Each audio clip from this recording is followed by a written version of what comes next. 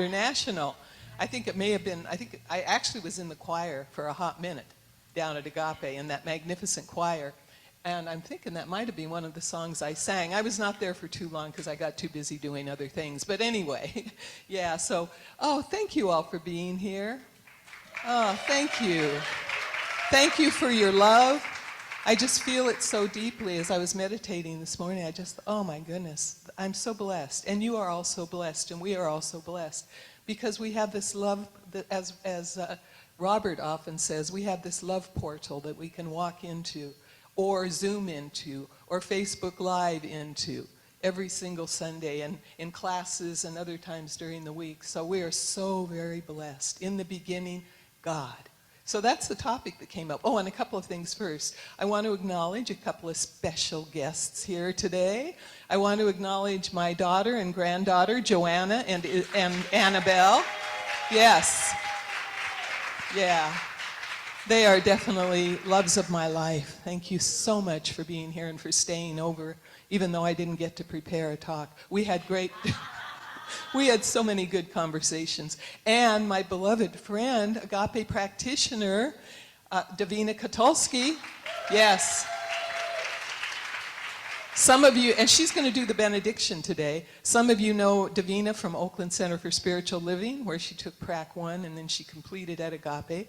And she and I actually did what did we call it? Some kind of class together. Yeah. Consciousness class. But it was before Zoom and all that. So yeah, and that was so much fun. And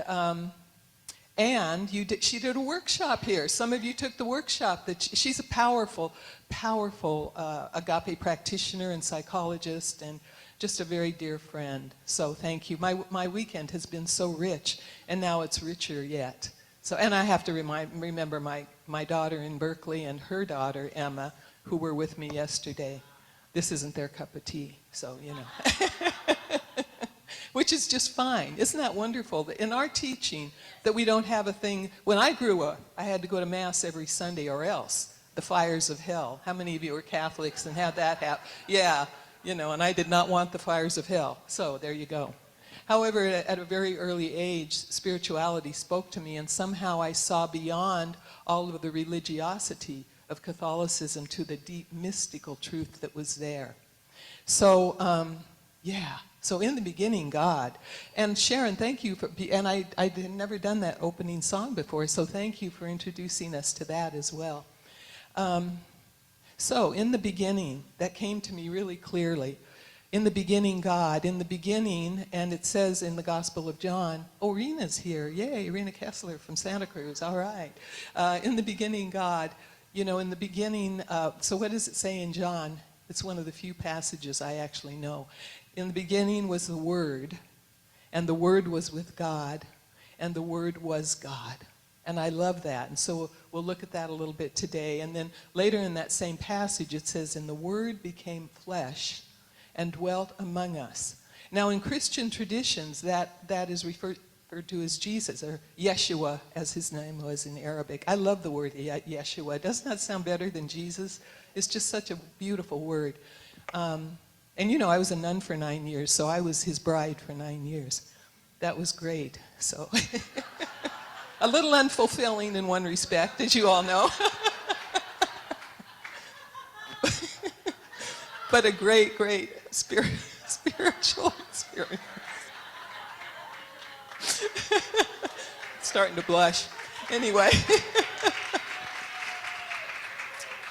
And it's such a beautiful thing to have a relationship with him or with Buddha or for Krishna. And, you know, I love our teaching because really and truly our teaching is there's only one. And it's the one God of all traditions. It's the one God of all creation. And you can call it anything you want. Anything you want. It doesn't have to be the word God or goddess. I love that Kathy always calls it goddess as well. You know, you could call it, like Ernest Holmes at one point called it the thing itself, you know, not having words for it, because in reality there's really no word for the infinite. When you really go into meditation and get a sense of the vastness of the divine, there's no word that encompasses it. You know, and one of the latest words for it is the quantum field, because our teaching is scientific. It's scientific. And even the early, I was thinking about it, the early indigenous people and so forth, and the early, if you look at scripture, like the Hebrew scripture, if you look at different traditions, so interesting, because it's all the idea that there was a void, and from that void, something happened. And you know, scientifically, it's the Big Bang, and we all came from that. We're all part of that. And do you know that if this is still scientifically correct, which I think it is, that the Big Bang started with something that was pea-sized? Isn't that amazing? That the whole universe came from this little pea-sized thing, you know, this, and which is the stuff of the divine, which is, there's only one, and so it's the substance of the divine. So you and I came from that. You and I are stardust. We're one with the planets and the stars. And when you, just sit with the vastness of that, how awesome are we all? How spectacular, every single one. And I always love the idea, and not the idea, but the truth, that each one is here for a divine purpose. Each one is here for a purpose, and your soul knows that purpose. And the purpose of our life is to create that purpose in form. And, you know, lots of times we don't really know exactly what it is, but you know, our soul knows what it is, and our soul follows that. So, gosh, there's so much to say. But I was thinking of just looking over my own life, and I had a beautiful breakfast with Davina yesterday, and we were talking. She was like, well, why don't you talk about your own life? I'd be interested in hearing that. And so all of a sudden now it's like, well, I know that. I can talk about that. So what I want to say, first of all, is that as the readings both said, we are creative by design, whether we think of ourselves as creative or not. And for years I didn't think of myself as creative. I was one of those kids that, I think first or second grade, I was drawing, you know, I was coloring something. I think I need to move a little bit away from that mic. I was coloring something, and the nun says, you know, you're coloring out of the lines. You need to stay in the lines. Anybody have that experience? Or something similar to it? And so immediately, I shut off the idea that I was creative, or that I could be an artist of any kind. And the reality is, we are creating our lives every single moment. As the first reading said, either by design or by default. And a lot of my life, I think, was by default, and yet, even think about it, even when you think maybe I wasn't really purposefully creating my life at that particular time, look back at your life.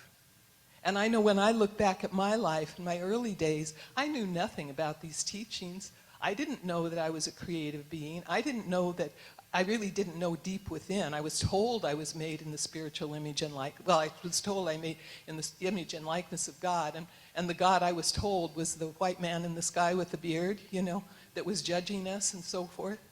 Not a great idea to have. And so, yeah, so I didn't really know, and yet I look back. And we've talked about this, those of you who come frequently, we've talked about the idea that we have our soul knew its purpose before we incarnated. We talked about Sue Morter's bus stop conversation. You know, where we're at the bus stop before we come onto this earth plane, and we're with other bus stop people, you know, and we all make agreements with each other. Like, for example, I made agreements before I ever came here to be with my particular family, with my particular parents. And that I chose that purposely for my growth and unfoldment.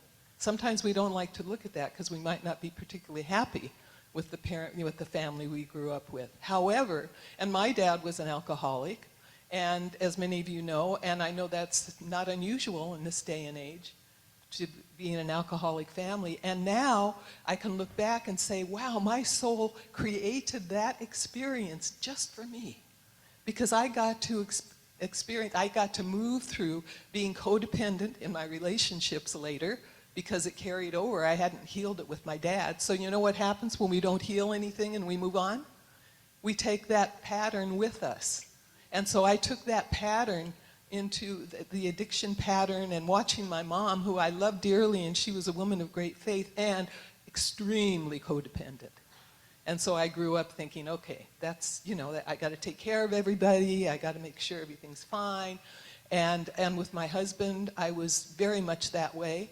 And then when I divorced from him, I got in another relationship, and I thought, wow, this is so different. You know, he's going to the same spiritual center I'm going to, and he's taking these classes, and we're doing practitioner studies together.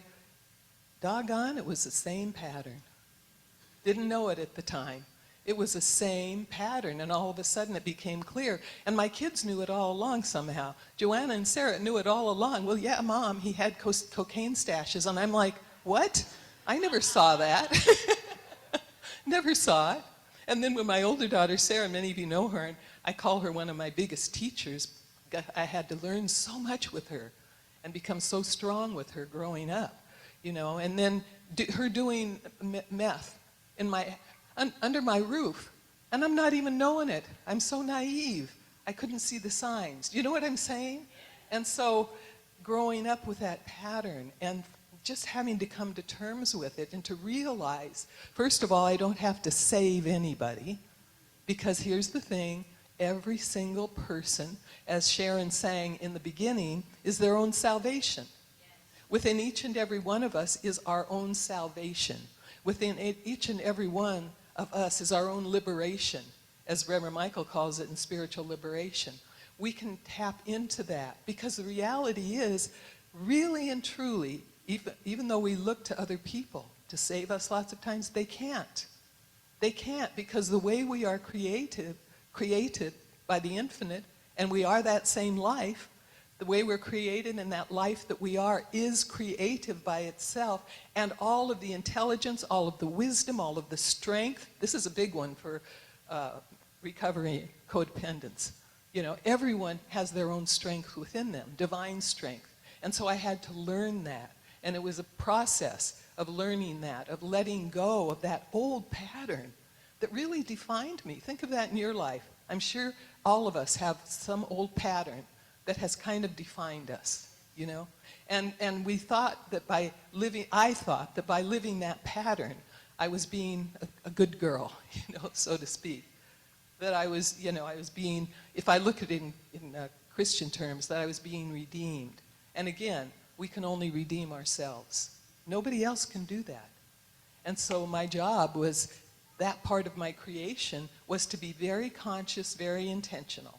So bottom line, you know, my early years, I wasn't real conscious, I wasn't real intentional. However, here was my saving grace, that I was very spiritual. I had a great devotion because of my mom. And I always think it's because of the Catholic Church, and she was a, you know, really devout Catholic. But really, it was her. It was because if I had been raised Catholic and had another parent that didn't have the faith she had, I don't know. Yeah, a lot of you are nodding in agreement. You know, it's like somebody modeled something for us. And so in that modeling, there was something in me. There was a pattern within me of faith, And when I left the convent, and so that took me into the convent because frankly, I didn't see any other way. I always wanted to be of service. I remember, like, the earliest I can remember having a thought was, I want to serve. I want to serve. And at that time is I want to serve God, because that's what I knew. You know, and then when I graduated from high school, it was going into the convent, which I loved. I was in there for 9 years. I loved it. It was so devotional. And the community I was with, by the way, was not austere, was not a difficult community. The community I was in was very progressive. I really learned a lot. Yeah.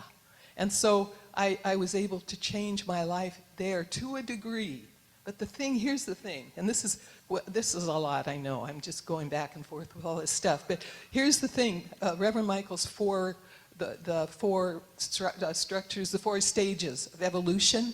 The first one is victim stage, where we're living by default. We just think life is doing things to us.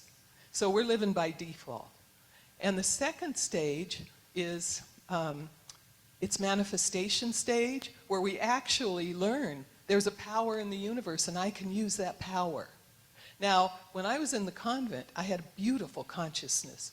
And they always told me that, and I knew, you know, I was kind of not always knowing that for myself, but other people kept telling me. Here was the thing, was that, yes, it was a beautiful consciousness, but I was still in victim. You know what I'm saying? We can have a beautiful, mystical consciousness and be, you know, I don't want to say unenlightened, it's just the stage we're in. Be in victim stage, thinking that the world is doing everything to us, thinking that we can't possibly have any control or dominion over our lives. And so my creative act after that, after I left the convent, well, first of all, I became an agnostic, didn't know what to believe, because I couldn't believe in the God in the sky anymore. And a lot of us in the convent couldn't, by the way. And a lot of us were leaving. And so I was kind of an agnostic for many, many years. And then I still had that spiritual longing. And even though that spiritual longing, I think you do because you're here. You know, there's something that calls us. And so I had that spiritual longing. And then a friend of mine, and Joanna knows her mom, Sue Clark, and her daughter, she had daughters, Erica Clark and Jeff Clark. Erica is now a practitioner up in Sacramento. But anyway, we were in a play group together. And one day, all the mothers were talking, and I heard about, oh, the First Church of Religious Science, which kind of put me off a little bit. I didn't like the name. But when she talked about it, something resonated. And it took me a few months, but I finally got there. And when I got there, I heard the affirmative prayer that the minister spoke, and I thought, that's it. That's it. I really can speak my word. In the beginning, God. In the beginning, the Word. In the beginning, the Word. See, the Word is more than just a word that we speak. The Word includes ideas. The Word includes a power. So every word that we speak, every thought that moves through us is helping to create. And a lot of those words and a lot of those thoughts are subconscious, right? Like the codependent pattern was subconscious. I didn't really get it for a long time. And so then it was, okay, now going to this teaching, learning this prayer, which I found a pamphlet on it. They helped me find a pamphlet. I went home and I learned that prayer. I learned all the steps, all the 5 steps in one afternoon. I thought, I am going to master this because I want to change my life, you know? And so that's that second. You all know what I'm talking about? Yeah, yeah. What's that? Oh, you are. Oh, that I learned it. Oh, yeah, because those 5 steps in the classes, the students kind of struggle with those. Somehow, it's like, oh, this makes perfect sense to me. Because frankly, the first 2 steps are just recognizing this presence and this power, and then unifying, no, it's my life. It's my life. And then you move to the other parts. You can all take a prayer class if you don't know what they are. A lot of you in the room do.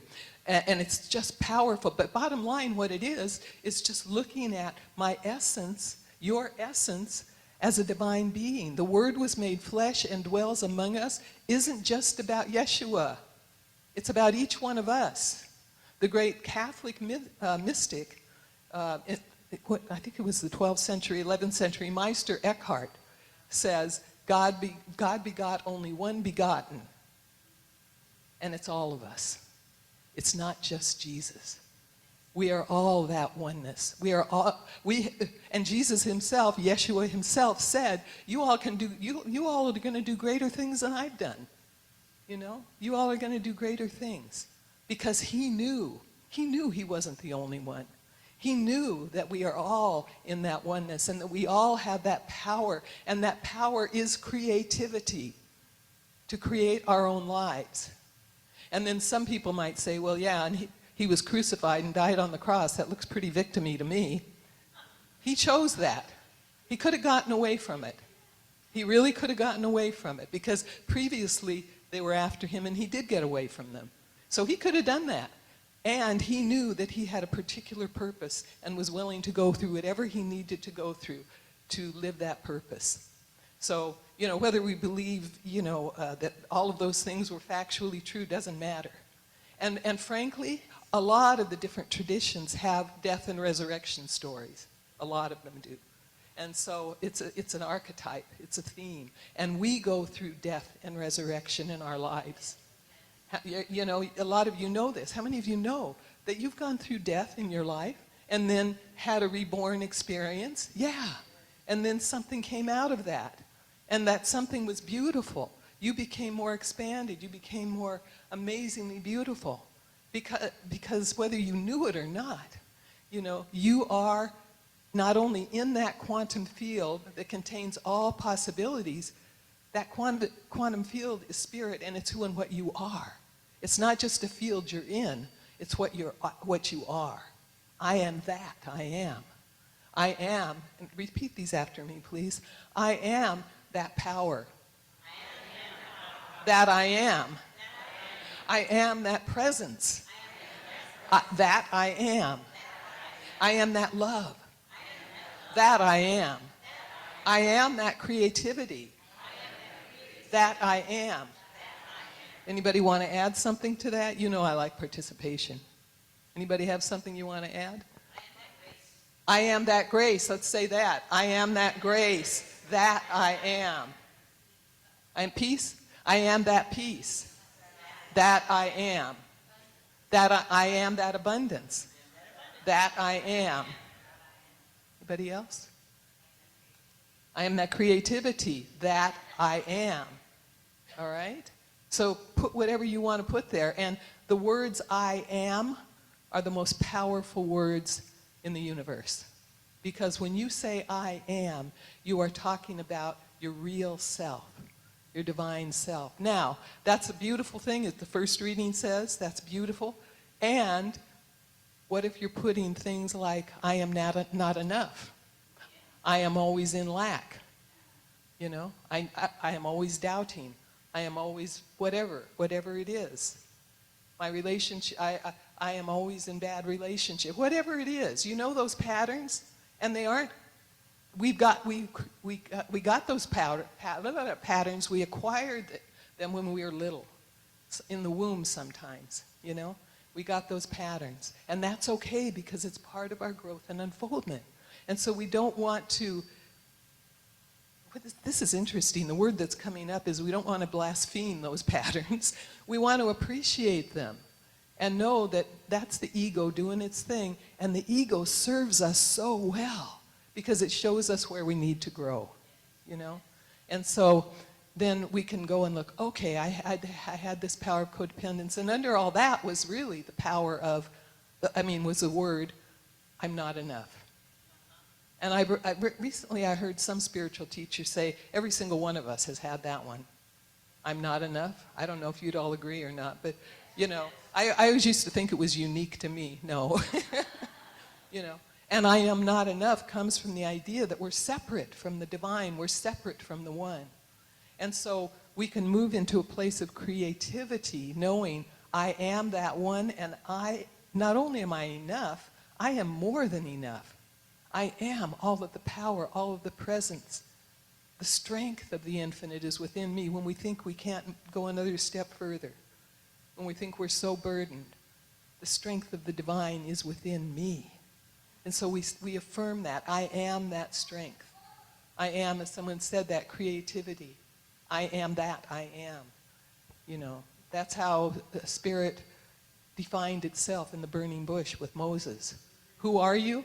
I am that I am, which can't even, correct me if I'm incorrect here, Davina, because you know you have more, you're Jewish, and so let's put it out there, and Sarah too, you know, and in Judaism, I believe there is no word really for God. It's just, is that true?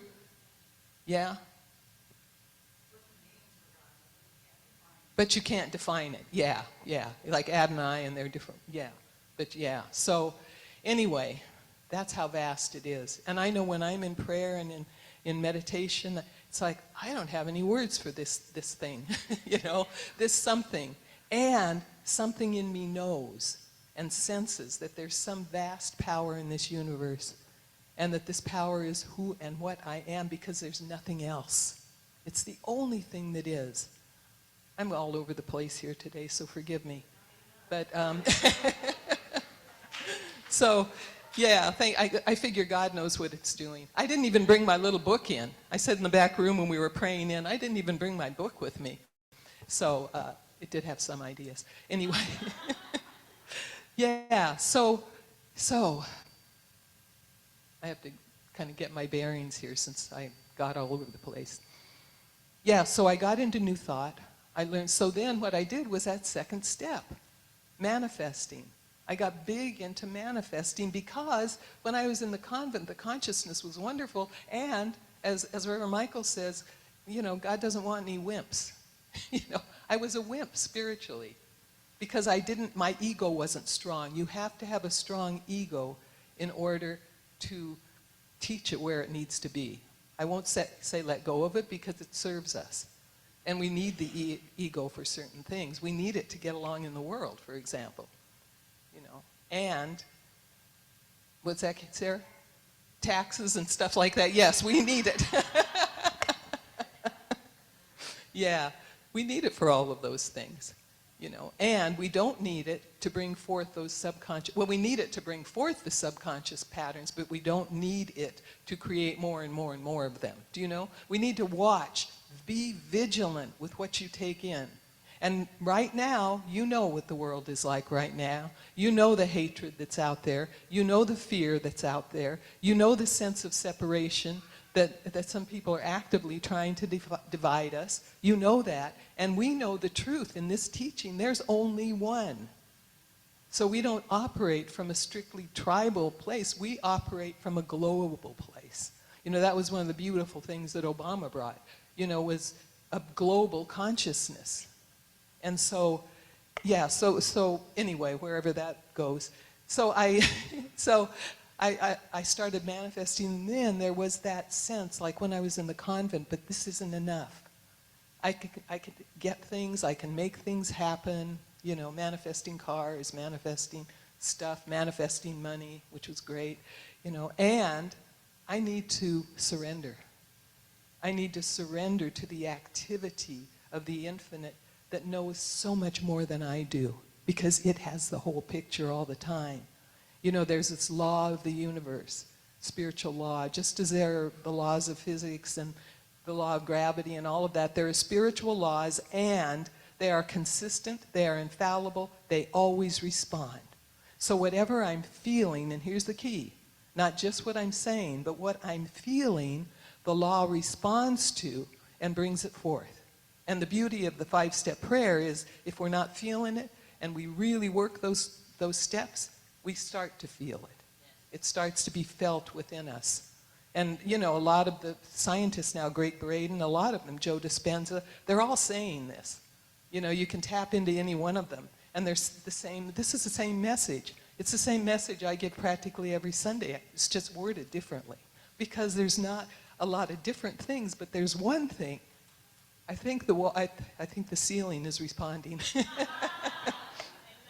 Yeah, so this law is always reflecting back to us. It's like looking in a mirror and seeing, you know, and so the law, it's like looking into the mirror of the law, and it takes those subconscious beliefs, which are really deeply felt in us, by the way, really deeply, and it acts upon them. And it brings it forth, and, you know, laws of manifestation and all of that.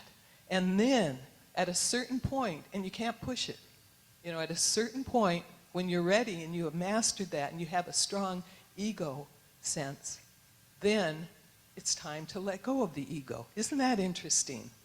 Because then, I have to tell you, somebody said, somebody said the word grace. I think it was Reverend Verona that said the word grace. Because that's what happens. It's grace. And then my life has become so much easier,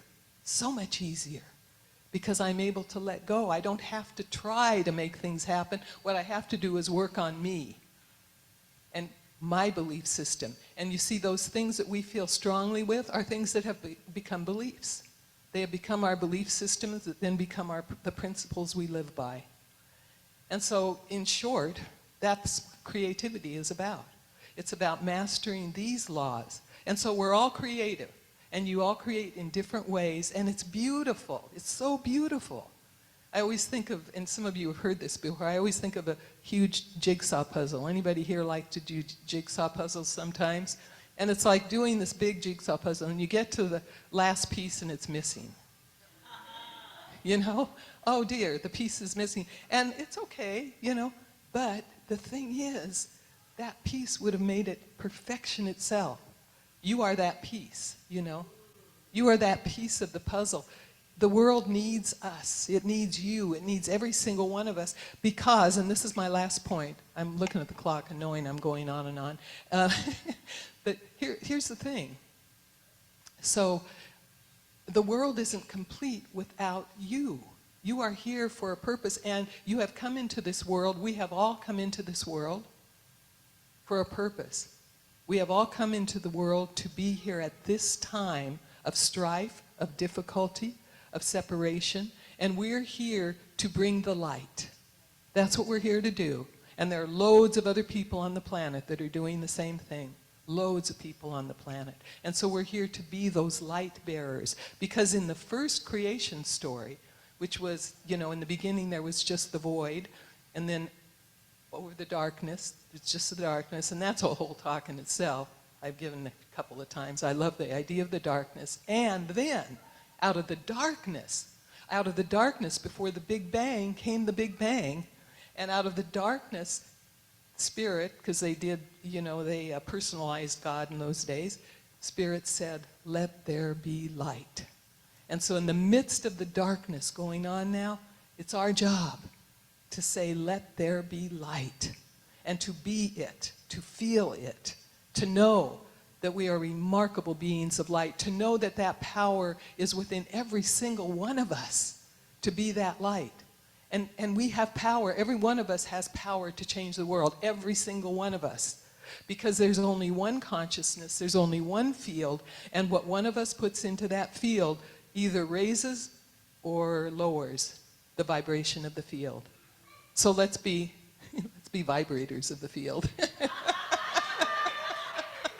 Let's vibrate the field, you know, with light, with love. You know, where it seems impossible to love, let's be lovers. Where it seems impossible to forgive, let's be forgivers. Because that's what we're here to do. And is it difficult? Yeah. You know, especially for me lately in the whole political realm, I can get kind of off, you know. And then I remember, oh yeah, I may not like what this person is doing or what that person is doing, but I have to love the person. I have to see the light in the person, no matter what. Because it's not going to add to the highest, oh, I love that little girl. Oh, she's so cute. She can do whatever she wants to do. Yeah. So anyway, you know, it's up to us. Nobody else is going to do it. A God in the sky isn't going to swoop down and save us. That is not going to happen. Because we have the power. We are created to have that power. And we can't look outside ourselves. We are our own salvation. We are the salvation of the world. I just thought of a story, but I don't have time to tell it. Maybe next week. Anyway, I'm going to stop with that, and Reverend Verona is going to come up. We're going to pray together, and I want to acknowledge Reverend Verona. I just want to acknowledge her. Yeah. She is the best. I don't even think of her as an assistant minister as much as a co-minister, because we make decisions together. We do things together, and when I arrived here in the Bay Area at Oakland Center for Spiritual Living, she was one of the first people that came in, and she didn't know these teachings, and just ate it up. And I remember when she was thinking of going into practitioner class. Here you go, folks, power of intention. She was a flight attendant, and she said, you know, I don't know that I can make class every Thursday night because I have flights then. And I said, well, let's create an intention here. Let's just know that you're going to be able to make it every Thursday night for class for 2 years, you know, except for summers. And so we did, and voila, she went, what, you only missed one? The whole time, in those 2 years, she only missed one. That is the power of intention. That is creativity. That was her soul's desire and her soul's purpose to do what she's doing now. And so you see how it worked. And the power of collective intention is so strong, so strong. That's the way I got up here in the Bay Area. I told Reverend Michael, I said, I know I need to expand. I don't know what that means. We both thought it meant doing more at Agape International, more travel maybe. And then all of this unfolded in a way that was unbelievable. So power of intention, you know? Just so beautiful. I can't say enough. But you all know in your heart and soul. And so I say cultivate that. And it all starts for me in remembering who I am. That I am the divine. That I am the Word that is made flesh. That within me is all of the presence, all of the power of the One. And that's true of every single one of us. You know, what did Reverend Michael used to say? Not a rotten apple in the bunch. We are all that perfection. And how good it is to come together in community and to support each other in that. And to be the place where a collective consciousness really does lift the vibration of the world. So let's turn within now for prayer.